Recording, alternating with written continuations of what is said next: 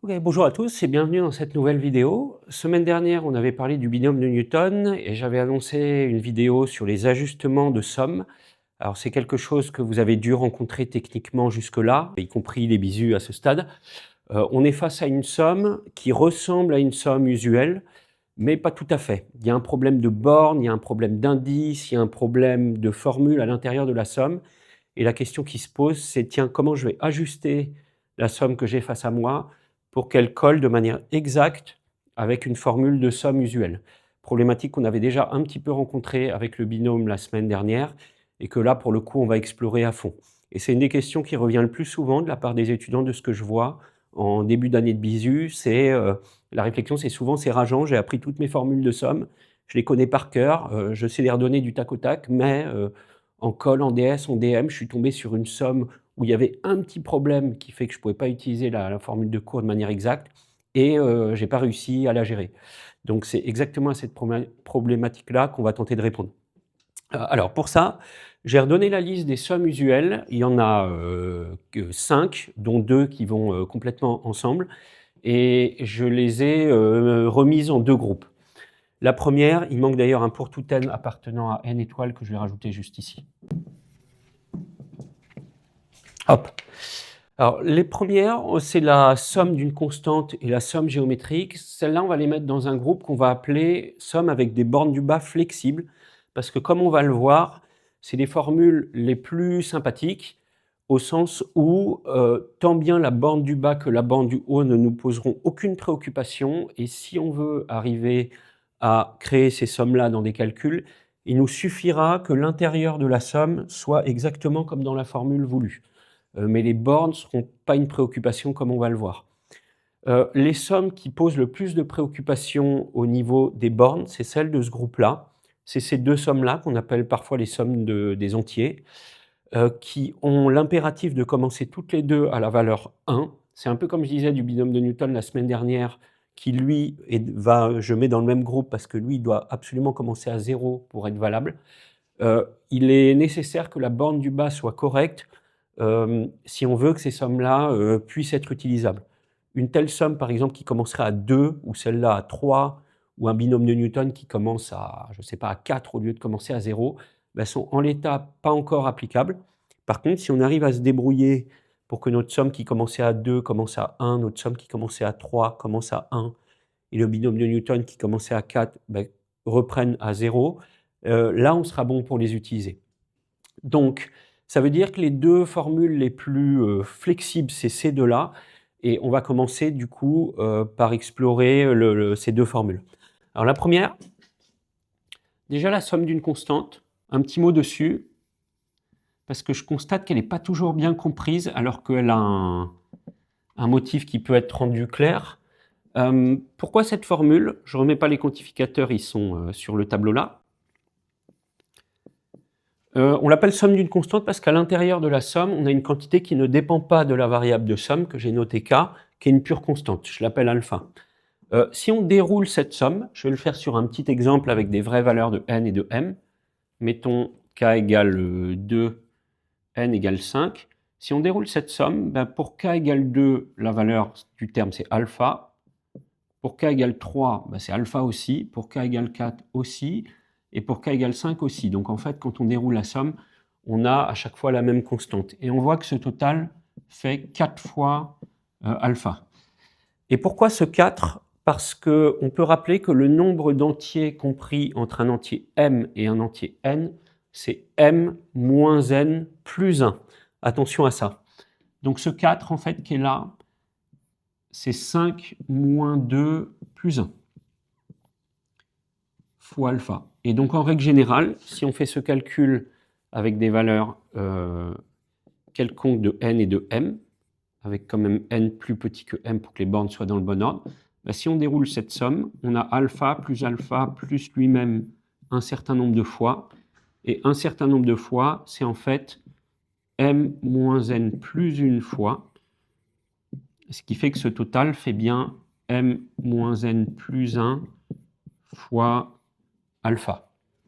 Alors de toutes les formules de somme, c'est la plus agréable et la plus sympathique parce qu'elle nécessite aucune précaution spéciale, aucun ajustement. Il nous suffit juste de bien repérer qui est n, qui est m et qui est alpha. Je vais l'écrire là. Si je mets ici ajustement pour pouvoir l'obtenir, je dirais aucun.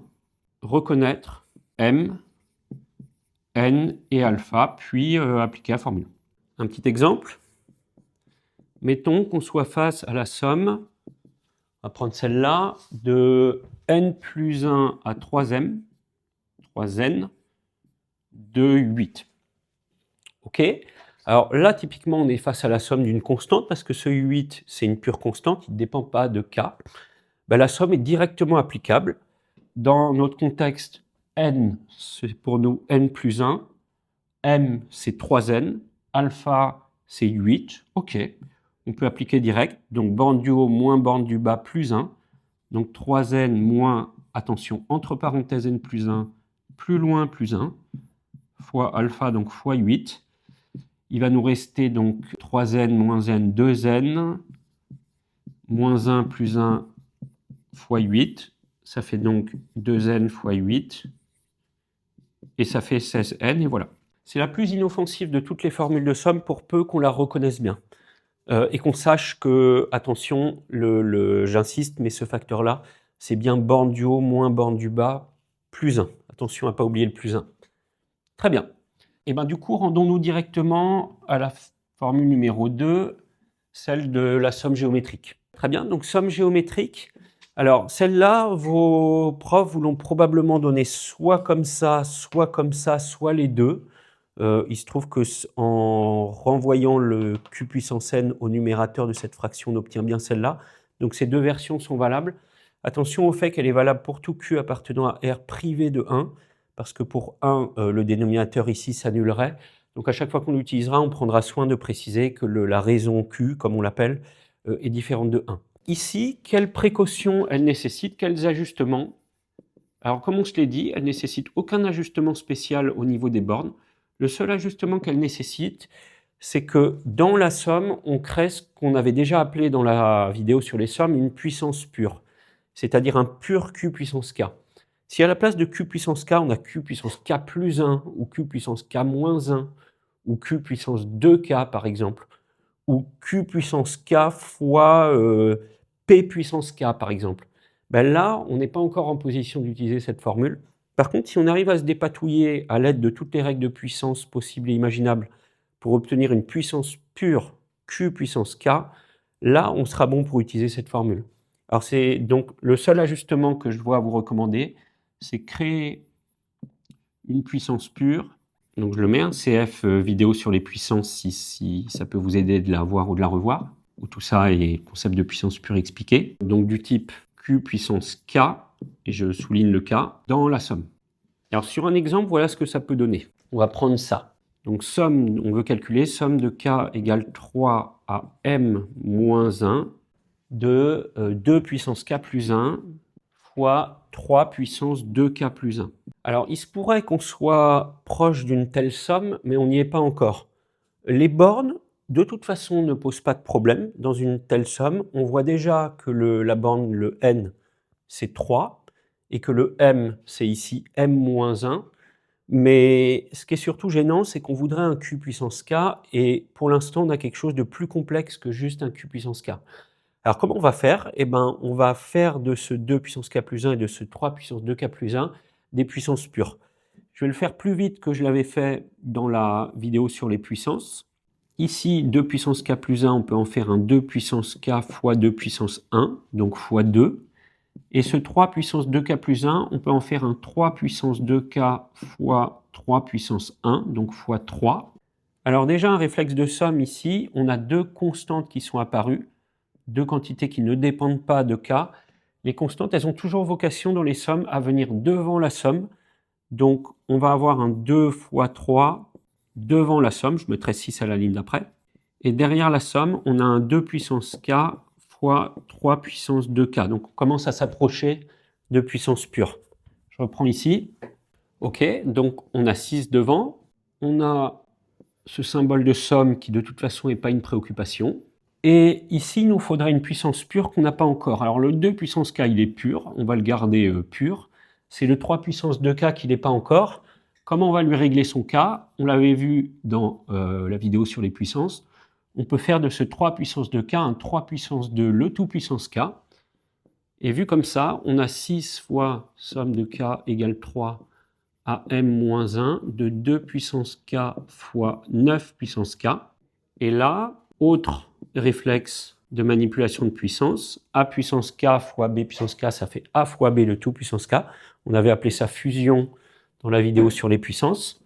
Et donc en fusionnant ces deux puissances, on a 2 fois 9 le tout puissance k. Si on détaille, ça fait donc 6 fois somme de k égale 3 à m-1 de 18 puissance k. Et là, on est bon pour la formule de somme géométrique. Au seul petit détail de rigueur qu'il nous faut bien préciser que le Q, qui pour nous du coup est 18, n'est pas égal à 1. Donc on va le préciser tout de suite dans la marge. Avec Q égale 18 différent de 1. Et la formule peut s'appliquer. Je vais prendre par exemple cette version-là.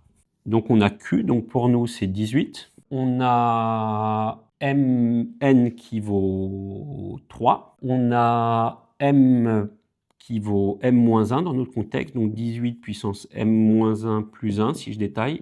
Et en bas on a 1 moins 18. OK. Et on se retrouve donc avec un moins 17 ici. Donc disons moins 6 sur 17 fois 18 puissance 3 qu'il faudra calculer vraiment, moins 18 puissance m.